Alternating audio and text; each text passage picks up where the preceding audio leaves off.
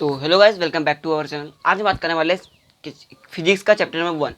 जो आज बात कर रहे हैं हम गोली दर्पण के बारे में। ठीक है, गोली दर्पण के जितने भी हम पार्ट्स है उसके बारे में डिस्कस करेंगे। ठीक है, जो क्या क्या है।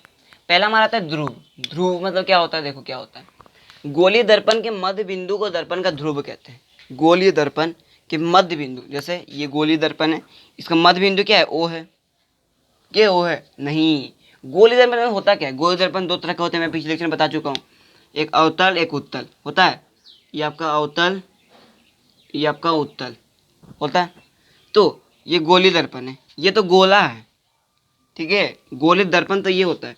इसके मध्य बिंदु का ये मध्य बिंदु है, तो यही ध्रुव होगा।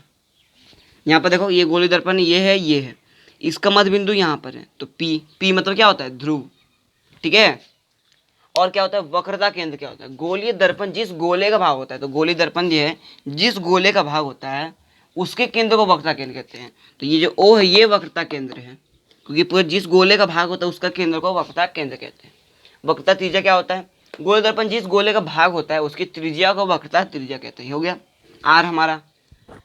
और प्रधान या मुख्य अक्ष क्या होता है, गोलीय दर्पण के ध्रुव से वक्रता केंद्र को मिलाने वाली सरल रेखा, वक्रता केंद्र को मिलाने वाली सरल रेखा, ये आपका सरल रेखा की बात कर रहा है। ठीक है, को प्रधान या मुख्य अक्ष कहते हैं। मतलब ये जो रेखा आपको दिख रहा है, ये आपका मुख्य अक्ष है या प्रधान अक्ष बोल सकते हो। ठीक है, तो ये तो पार्ट्स थी क्या, वक्रता केंद्र, वक्रता त्रिज्या, ध्रुव। ठीक है, ये सब आती है एग्जाम। ओके, तो ये याद रखना डायग्राम, ये आपको बुक में भी दिया हुआ होगा। ठीक है, तो कॉपी करो, आगे बढ़ते हैं और कुछ पॉइंट्स के बारे में डिस्कस करते हैं।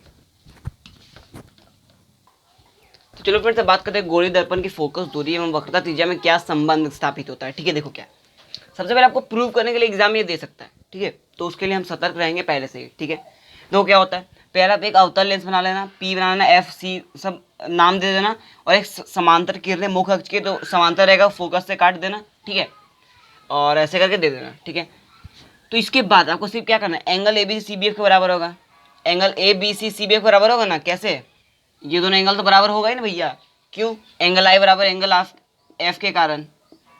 एंगल आई बराबर एंगल क्या होता था, बता आर के कारण। ठीक है, एक क्या है, परावर्तन के दूसरा नियम के अनुसार। ठीक है, तो ये आपको याद होना चाहिए।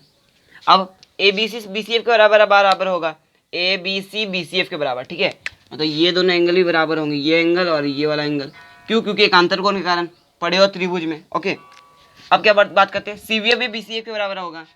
क्या, सी बी एफ और सी बी एफ और बी सी एफ। ठीक है, बी सी एफ मतलब ये दोनों एंगल भी बराबर होंगे, क्योंकि ये बराबर है तो। ठीक है, तो ये भी बराबर होंगे।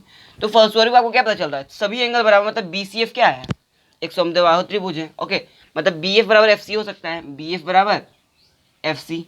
बी बराबर एफ सी को समद्विबाहु त्रिभुज में दो भुजा बराबर होते हैं। तो यदि बी पी के बहुत निकट हो, बी पी के बहुत ही निकट हो, यहाँ पर हो, कम से कम बहुत निकट हो, तो क्या होगा, बी एफ बराबर पी एफ लिख सकते हैं हम। क्या लिखेंगे, बी एफ बराबर पी एफ। चलो, तो हम यहाँ जानते हैं पी एफ बराबर F C by P C by two, दिख रहा है आपको ग्राफ से। तो यहाँ जो एफ सी है ये होता है एफ, और पी सी होता है आर बाई टू। यहाँ एफ मतलब क्या है, फोकस दूरी, आर मतलब वक्रता त्रिज्या बटा दो। तो आपको रिलेशन पता चल गया क्या, फोकस दूरी और वक्रता त्रिज्या में क्या है, फोकस दूरी किसके बराबर होता है, वक्रता त्रिज्या के आधी के बराबर। ठीक है, तो ये स्टार वाला रिलेशन है, आपको याद होना चाहिए, एफ बराबर आर बाई टू, या फोकस दूरी बराबर वक्रता त्रिज्या बाई टू। और ये जब प्रूव में किया हूँ, ये भी आपको याद होना चाहिए। बात समझ आ रही है, याद हो जाएगा तो कॉपी करो, आगे बढ़ते हुए कुछ डिस्कस करते हैं। चलो फ्रेंड्स, अब बात करते हैं और कुछ पॉइंट्स के बारे में। ठीक है, देखो क्या होता है, मुख्य अक्ष के समांतर अगर आपतित किरण होती है तो क्या होगा। देखो आप हमेशा याद रखना, ये अवतल लेंस है, ये उत्तल लेंस है। हमेशा अवतल लेंस क्या होगा, बाहर की ओर रजतीत होता है, ये बाहर है। ठीक है, और उत्तल लेंस अंदर की ओर रजतीत होता है। और रजतीत कब होगा, हमेशा राइट साइड, दाहिनी साइड में रजतीत होता है। देखो दाहिनी साइड में रजतीत होता है ना, दाहिनी साइड में।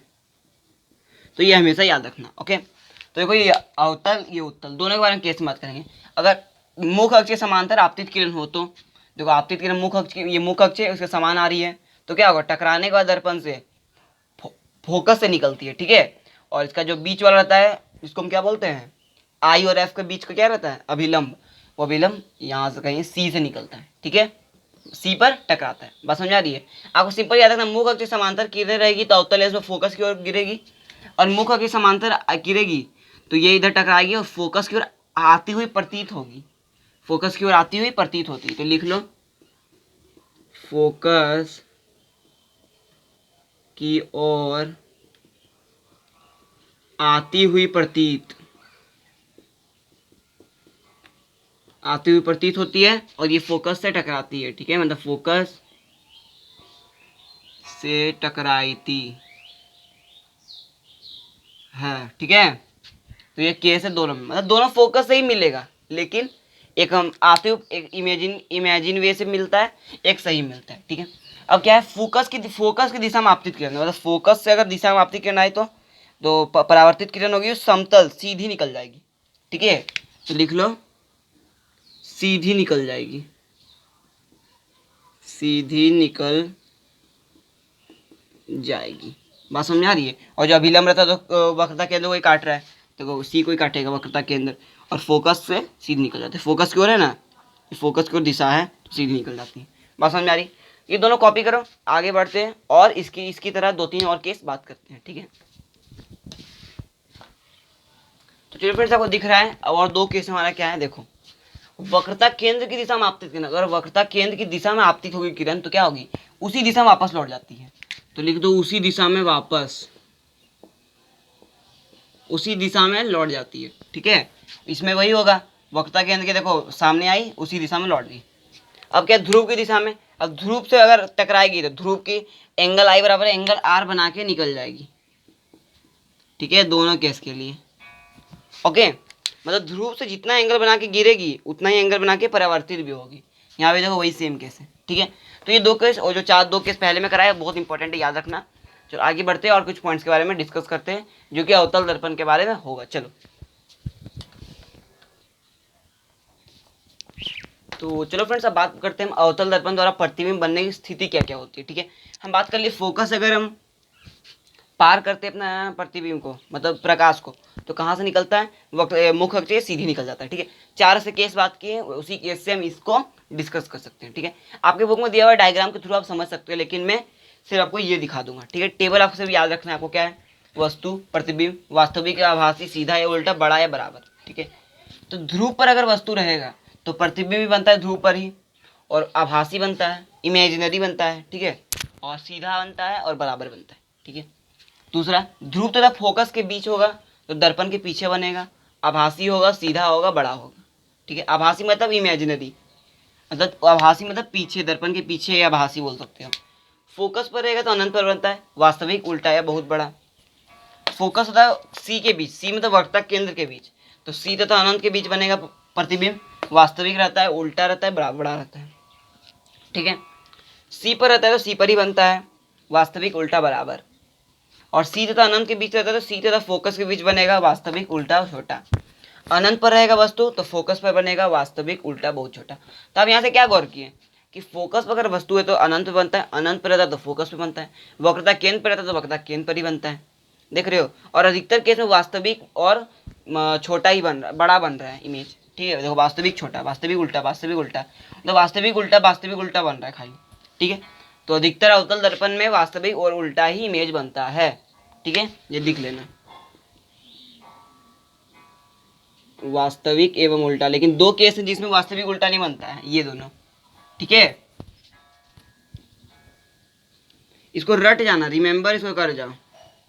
ठीक है, इस पूरे टेबल को रट जाओ। ओके, और जो आप समझ रहे हो कि मुझे समझाना है डायग्राम के थ्रू इस चीज़ को, वो आप तो बुक से भी समझ सकते हो, उसमें मुझे समझाने की जरूरत नहीं है। ओके, वो तो आप ऐसा देख लोगे कटे कटता है, लेकिन मैं जो केस था 4 केस वो मैं बता दिया, वो इंपॉर्टेंट था, लेकिन इसके खाली रटना आपको आवश्यक है। ओके, तो कॉपी करो, आगे बढ़ते हम चलते हैं अवतल दर्पण के उपयोग क्या क्या हैं। चलो चलते हैं।